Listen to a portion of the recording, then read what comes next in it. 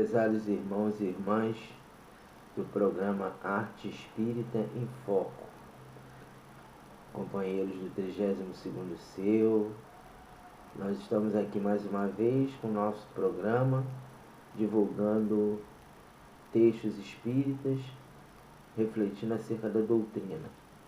Os nossos textos, como todos sabem, é uma coletânea de poesias que foi oferecida para nós pelo um amigo nosso chamado J. Marx, e ele pediu para ficar no anonimato, mas se nós quiséssemos, que nós podíamos divulgar os seus textos.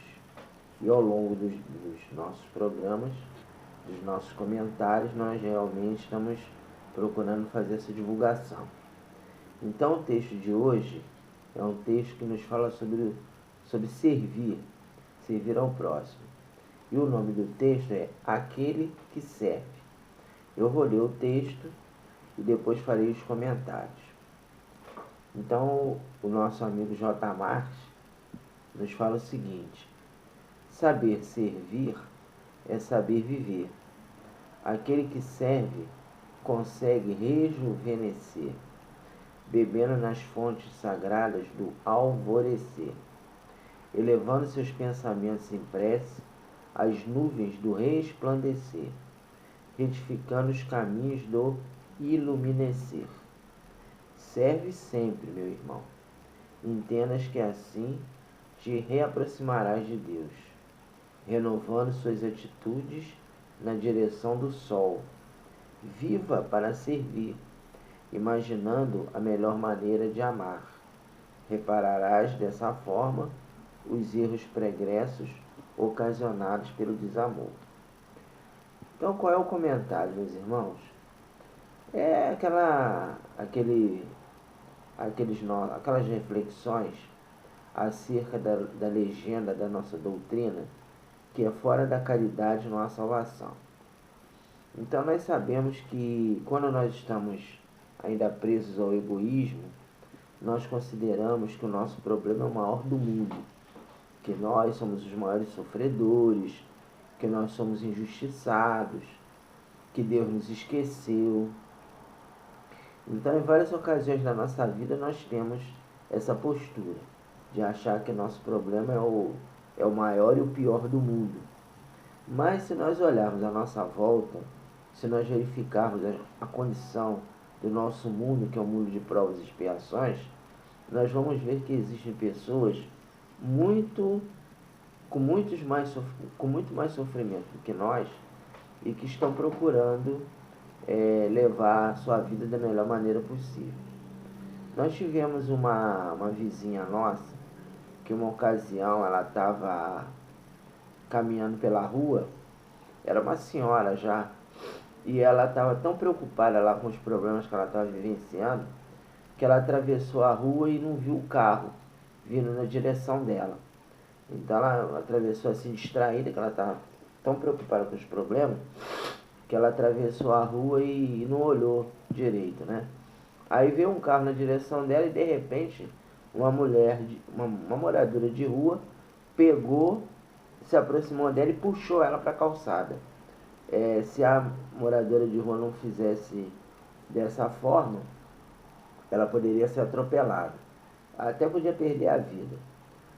Talvez não perdesse a vida, que o carro não vinha em alta velocidade. Até o motorista, quando viu que ele ia atingi-la, ele deu uma freada. Eu creio que ela ia se machucar, mas não ia morrer, né?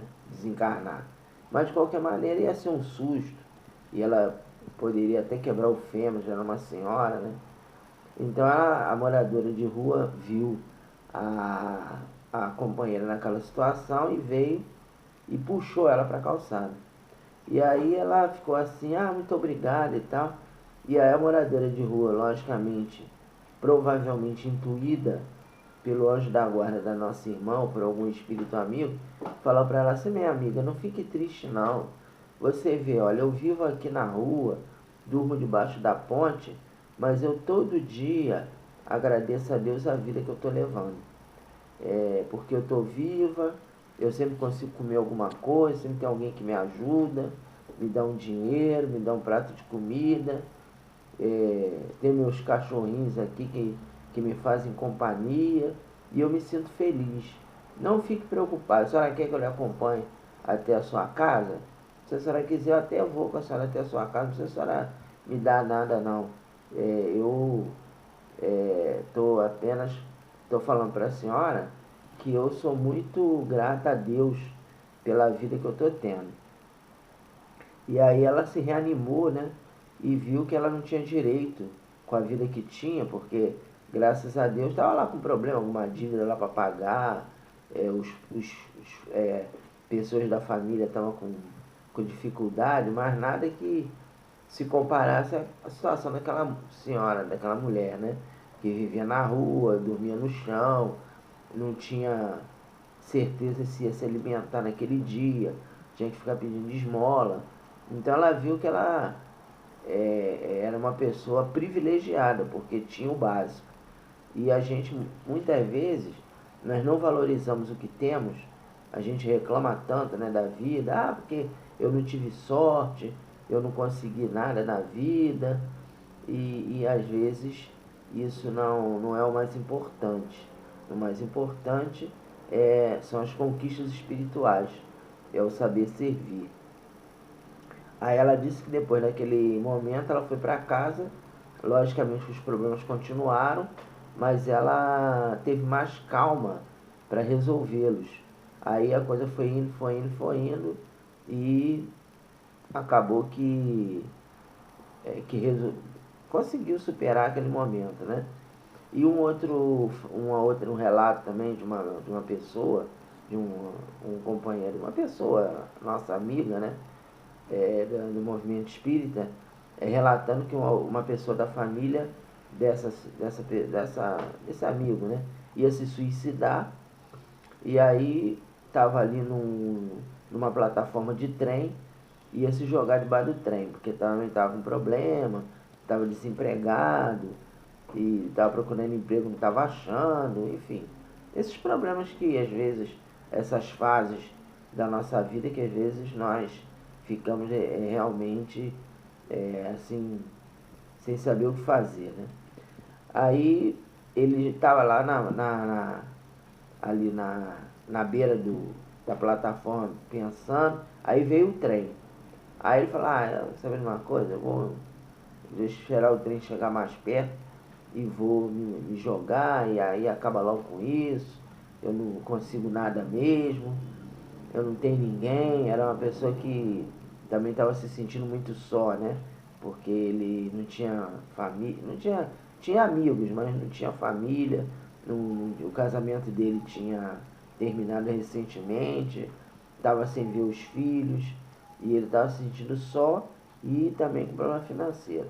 E me parece que a esposa dele, quando saiu de casa, né, quando rompeu a relação, falou para ele que estava saindo de casa porque ele era um fracassado, que ele não tinha conseguido nada na vida. Aí ele estava ali naquele dilema, aí de repente chegou um morador de rua também, e um homem, e botou a mão no ombro dele e falou assim, meu amigo, não faça isso. Ele nem sabia que ele ia se suicidar, aí é que eu falo, né? Foi o mentor espiritual dele que o ajudou, não faça isso. Olha só, eu tô aqui todo sujo, não tomei banho, tô com fome, mas eu não vou me matar. Eu vou continuar vivendo e eu sei que Deus vai me dar força para eu continuar vivendo. Não faça isso não, vai para casa, esfria a cabeça. E aí o trem passou, ele ficou ouvindo, né, um morador de rua e foi para casa, aí fez uma oração e fez as suas reflexões. E aí conseguiu viver. Então, desses dois fatos, nós podemos tirar duas lições. A primeira delas é que nós colocamos a nossa felicidade no exterior. No exterior. A gente acha que alguém tem que nos fazer feliz. Que os fatos externos da nossa vida que tem que trazer a felicidade. Então, quando a gente está com dinheiro, está com um bom emprego, está com um carro na garagem, aí nós achamos que nós somos felizes. Ou então, quando a gente tem um casamento feliz, aí nós consideramos que somos felizes. Aí quando as coisas externas começam a não dar certo, então a gente perde o emprego, fica numa situação financeira difícil, termina a relação afetiva, os problemas vão acontecendo externos. Aí a gente acha que é infeliz. E aí nós temos que mudar, baseado no que a doutrina nos fala, nós temos que mudar o nosso foco. A felicidade, ela se constrói internamente. A paz relativa, ela se constrói dentro de nós. De que maneira? A partir do momento que nós compreendemos que nós não reencarnamos para comer churrasco, nem tomar cerveja, nem ir no Rock in Rio. Logicamente que isso aí a gente faz, porque é lazer e a gente pode fazer. Mas não é estar no Rock in Rio, não é estar tomando cerveja nem comendo churrasco que vai nos trazer a felicidade. A felicidade, ela se constrói dentro de nós. Quando nós lutamos contra as nossas imperfeições e a gente procura ser uma pessoa de bem. E aí você pode ter em qualquer lugar, em qualquer situação, que você vai ser feliz. E aí eu volto a lembrar com vocês, que eu já falei sobre esse assunto, mas tem alguns assuntos aqui que eu creio que é importante nós de vez em quando relembrarmos. O livro Os Mensageiros. Então tem uma passagem que o André Luiz chega numa colônia chamada Campo da Paz, situada dentro do umbral denso, uma região tenebrosa do umbral denso. E ele chega externamente, uma região tenebrosa, com lamentos, com gritos, aqueles espíritos de forma grotesca, animais, né? Em forma, aqueles princípios inteligentes, né? Em forma de aves gigantescas. Então, um ambiente totalmente pavoroso. Aí o André Luiz passa no meio daquele local, o Aniceto acompanhando ele, que é o mentor que estava acompanhando, que estava chefiando a expedição, né? Era ele, André Luiz, o Vicente, que era um médico amigo dele, e o Aniceto. Aí chega em Campo da Paz. Aí dentro de Campo da Paz uma tranquilidade imensa. E em nenhum momento aquelas pessoas, aqueles espíritos trabalhadores que lá se encontravam, eles estavam reclamando de estar ali naquele local.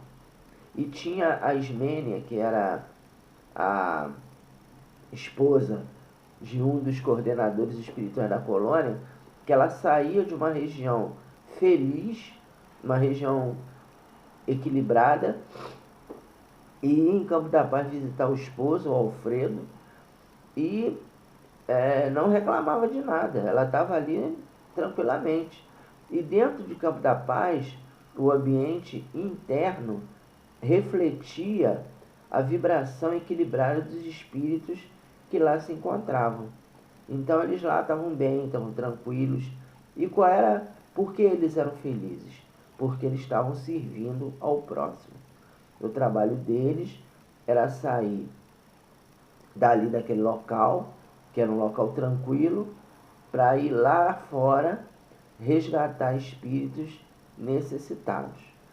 Esse trabalho nós já podemos começar a fazer aqui no mundo terreno.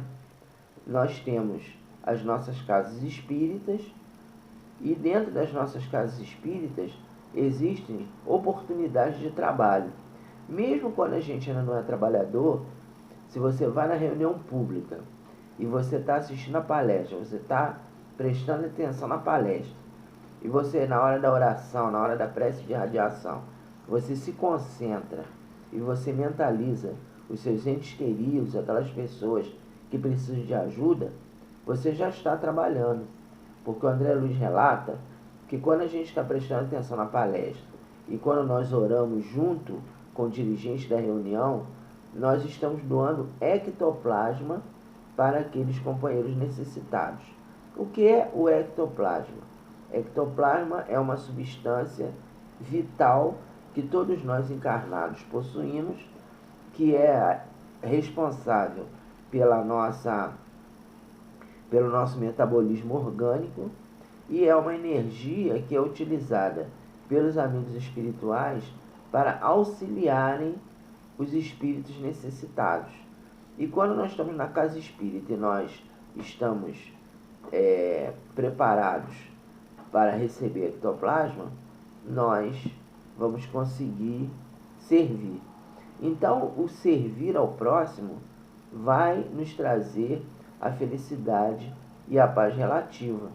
E aí a gente pode estar com dificuldade, pode estar com problema, pode estar desempregado, pode estar sem dinheiro, que nós vamos conseguir continuar no trabalho no bem. Mesmo que naquele momento você esteja sofrendo alguma dificuldade, quando você coloca o seu pensamento de que você não está aqui a passeio, de que nós viemos aqui para servir o próximo, que nós estamos aqui para nos reajustarmos perante a lei divina, através do trabalho, do bem, através do amor ao próximo, nós vamos ser felizes. Então, como fala aqui, saber servir é saber viver. Então, aí nós vamos começar a saber viver, porque nós não vamos viver presos apenas à satisfação dos nossos interesses. Nós vamos pensar no próximo. Vejam 2 moradores de rua, né, que podiam estar ali despreocupados, aí vê lá a pessoa se jogar debaixo do trem e falar, ele se jogou, bem feito, eu sou morador de rua, estou aqui sofrendo, ele que morra logo, né? O companheiro lá da estação do trem que foi ajudar a pessoa que queria se suicidar, ele podia, não tem nada com isso, ele quer se matar, o problema dele, deixa ele se jogar logo, morre logo de uma vez, né? Não podia pensar isso, mas ele foi lá e teve a preocupação de, lógico que a gente também, que eu estou falando, né? Houve uma intervenção espiritual, mas se ele não estivesse em sintonia com os mentores, ele ia deixar acontecer e olhar, falar, se suicidou, o problema dele, não tem nada com isso, eu estou aqui sofrendo, não quero me matar, é porque ele é fraco, né? Muita gente ele podia pensar isso, né? Um morador de rua, ele não tinha obrigação nenhuma de ir lá querer ajudar ninguém, porque ninguém ajuda, a maioria das pessoas não ajuda morador de rua, né?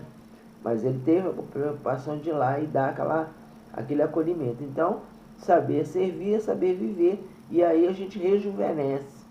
Você vê que o Divaldo está com 90 e poucos anos, não parece a idade que tem. Claro, tá já doente, mas a aparência física não parece. Por quê? Porque quando a gente está trabalhando no bem, quando a gente coloca nossa vida no idealismo maior, nós vamos manter a jovialidade, vamos manter o bom humor, vamos manter a esperança na vida, vamos manter a fé no porvir, quer dizer, a fé no futuro da humanidade. A gente não vai ficar pensando que o mundo vai acabar, como muitos pensam, que o mundo vai ficar eternamente nessa situação.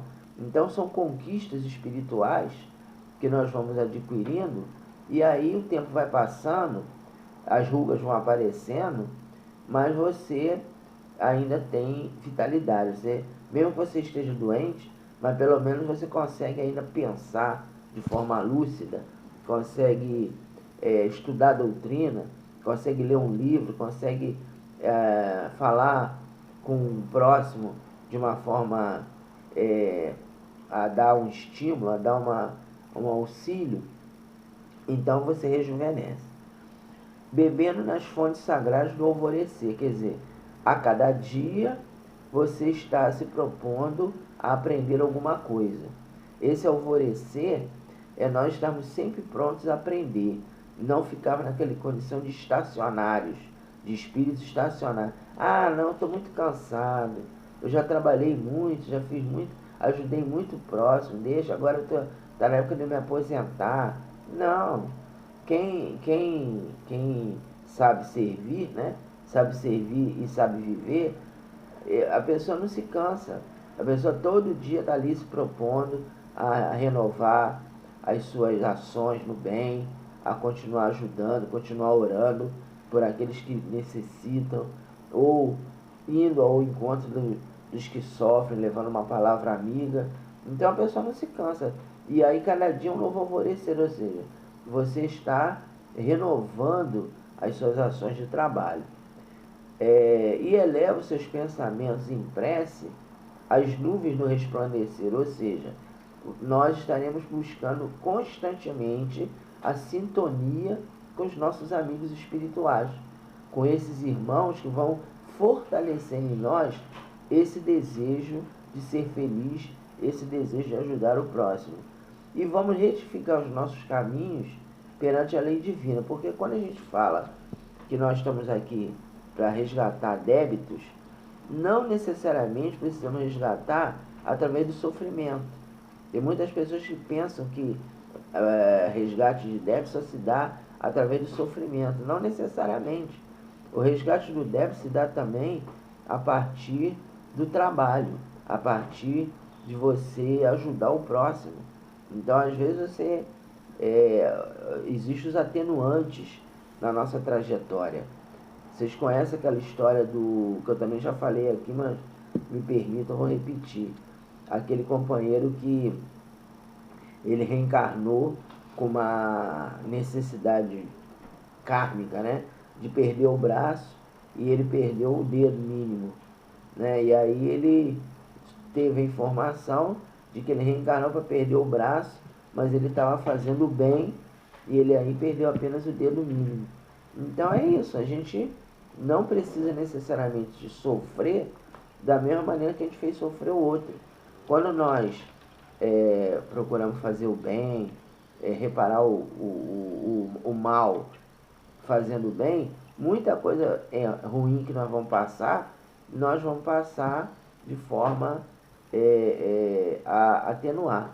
Eu já tive a oportunidade de ir no Vicente Moretti, né, uma instituição espírita que fica ali em Bangu, que a história do Vicente Moretti é que ele era uma pessoa deficiente física também, mas ele não ficou estacionário, ele fundou aquela instituição e ele acolheu crianças muito debilitadas e passou a vida dele toda dedicada àquelas crianças. Ele podia ficar, ele como doente, né, ele também era doente, ele podia ficar ali parado, né, reclamando da vida, porque eu sou aleijado, eu não tenho nada, Deus errou comigo. Não, ele se propôs a ajudar aquelas crianças e propôs a se reabilitar perante a lei divina fazendo bem. E de acordo com informações de pessoas que o conheceram, relata que ele era uma pessoa muito feliz. Ele era uma pessoa feliz, apesar de viver ali naquele ambiente de muita dor, muito sofrimento, ele era uma pessoa feliz. As pessoas que iam visitar o Vicente Moretti, ele sempre tinha uma palavra amiga, sempre estava de bom humor, sempre passava para os doentes aquela palavra de bom ânimo. Então, é para a gente ver que você não precisa resgatar débitos sofrendo. Se você ama, se você serve, você também está resgatando. E ele continua, o nosso amigo J. Marcos: serve sempre, meu irmão. Entendas que assim te reaproximarás de Deus. Então, quando a gente procura servir ao próximo, nós estamos nos reaproximando de Deus. Às vezes nós passamos milênios afastados de Deus, às vezes até passando por outras religiões, né? A gente vê aí que tem pessoas que falam que são cristãos, mas que defendem o uso de arma, uso de violência, né? Quer sair porque o outro gosta de um outro candidato, aí você vai lá, quer bater na pessoa, né? Ah, eu sou cristão, mas eu ando armado. Quer dizer, isso é uma contradição, né? Então nós efetivamente nos reaproximamos de Deus quando nós procuramos servir, renovando as suas atitudes na direção do sol. Que sol é esse? É um simbolismo mostrando que a nossa vida se ilumina de bênçãos quando nós nos reaproximamos de Deus através das ações no bem, através de servir ao próximo. E aí a gente tem aquela passagem maravilhosa da Condessa Paula, que está no Evangelho, que era uma mulher rica, que tinha muitas joias, mas todos os dias ela se propunha a ir ao encontro de sofredores lá nos subúrbios de Paris. Viva para servir, imaginando a melhor maneira de amar, e repararás dessa forma os erros pregressos ocasionados pelo desamor. Então, viver para servir é viver para ter paz, para ter a paz relativa, para encontrar a paz da consciência. E a melhor maneira de amar é nós procurarmos fazer tudo que pudermos pelo nosso semelhante. E aí, esse tudo entra também a amizade, uma palavra amiga, você escrever, por exemplo, o meu amigo aqui, J. Matos, ele fica sempre produzindo poesias e ele divulga entre as pessoas amigas, né? Ele não se identifica e fica mandando para os amigos dele esses textos. Quer dizer, ele podia não fazer nada, né? Ficar na dele, mas ele se propõe a fazer isso. Ele não tem livro publicado, mas ele se propõe sempre a escrever e mandar para os amigos. E com isso, nós reparamos os erros pregressos que foram ocasionados pelo desamor. Então, era esse o texto de hoje. E para encerrar, nós vamos fazer a leitura de um texto evangélico que chama-se A Filha de Jairo e a Mulher do Fluxo Sanguíneo. Quando voltou Jesus, a multidão o cercou. Aproximou-se dele um varão de nome Jairo, que lhe disse: Senhor, tenho uma filhinha de 12 anos que está muito doente. Peço-lhe que vá à minha casa para curá-la. Jesus acedeu ao pedido do homem e dirigiu-se à casa do mesmo. A multidão o comprimia. Uma mulher que tinha um fluxo de sangue havia 12 anos aproveitou a oportunidade para tocar suas vestes. Jesus disse: Quem me tocou? Disse-lhe Pedro: Impossível saber, Senhor. A multidão te oprime. Todos querem conhecer o frescor do teu poema. Todos querem saborear a essência da tua canção. Sendo assim, como poderemos saber quem te tocou? Jesus afirmou: Sei que alguém me tocou, porque a suavidade de um poema desprendeu-se de mim. A mulher, vendo a reação de Jesus, ajoelhou-se diante dele, dizendo: Senhor, há 12 anos o poema da angústia instalou-se no meu coração. Tenho uma ferida na alma que sangra constantemente, um fluxo contínuo de sangue que emana abundantemente do meu corpo. É um sangue escuro, mal cheiroso, que me põe na rota dos desertos mais calcinantes do mundo. Durante a noite, o sopro gelado de desengano machuca meus poros. Por isso, toquei tuas vestes e o frescor da tua poesia curou-me. Louvado seja a sagrada essência do teu poema. Jesus a ergueu dizendo-lhe: Foste curada pela linfa celestial dos poemas divinos. Teu coração, alimentado pela fé dos teus sonhos, abandonará os desertos, e não sentirás o frio gelado das noites solitárias. A fé que carregas te salvou. Jesus chegou na casa de Jairo. Disseram: A filha deste homem está morta. Ela é uma harpa delicada, que emudeceu porque suas cordas foram quebradas. Ela é uma flauta de prata, que parou de cantar, porque os pássaros do amanhecer abandonaram. O mestre chegou tarde demais. Diante da jovem todos choravam e lamentavam, mas Jesus disse: Não choreis, ela não está morta. Acompanhado de Pedro, Tiago e João, Jesus disse, tocando as mãos frias da jovem: Sei que caminha entre as nuvens, sei que navegas nos infindáveis oceanos da esperança, colhendo pétalas de luar em tuas mãos. Contudo, ainda não é hora de partires.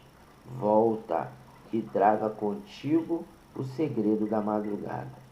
Volta e carregue nos olhos o brilho do amanhecer. ordeno que voltes ao corpo para novamente entoares o cântico da felicidade, lavando teus cabelos nas águas perfumadas dos mais belos sonhos. Vem, minha filha, levanta-te. Sob as ordens de Jesus, o espírito da menina voltou a seu corpo e ela ergueu-se do leito mortuário. Seus pais maravilharam-se, mas Jesus recomendou-lhes: não conteis nada a ninguém. Ele e seus discípulos partiram na direção do amanhecer. Até o próximo programa, até o próximo poema. Muita paz.